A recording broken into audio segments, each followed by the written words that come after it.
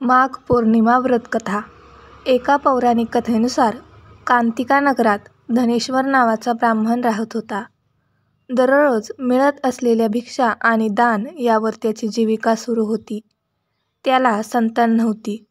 एकदा त्याची पत्नी भिक्षा मागण्यासाठी नगरात गेली असताना तिला सर्वांनी वांझ म्हणून भिक्षा देण्यास नकार दिला. तेव्हा तिला एकाने 16 दिवस काली देवीची पूजा करण्यास सांगितले. सांगितल्याप्रमाणे पती-पत्नीने तसेच केले.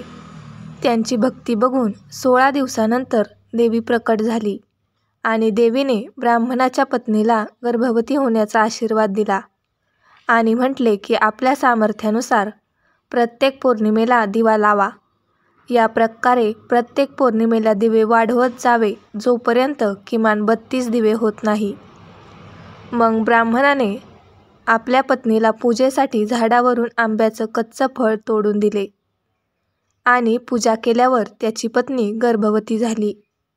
प्रत्येक पौर्णिमेला देवीने सांगितल्याप्रमाणे ती दिवे लावत होती. देवीच्या कृपेने तिने एक पुत्राला जन्म दिला, ज्याचे नाव देवदास असे ठेवले. देवदास मोठा झाल्यावर त्याला त्याच्या मामासोबत शिक्षण घेण्यासाठी काशी येथे पाठवले.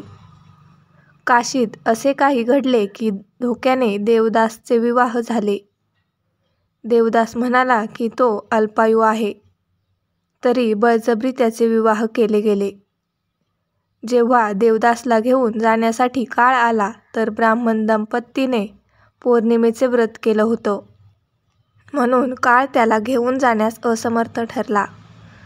तेव्हापासून पौर्णिमा व्रत केल्याने संकट टळतं आणि सर्व इच्छा पूर्ण होतात असे म्हटले जाते.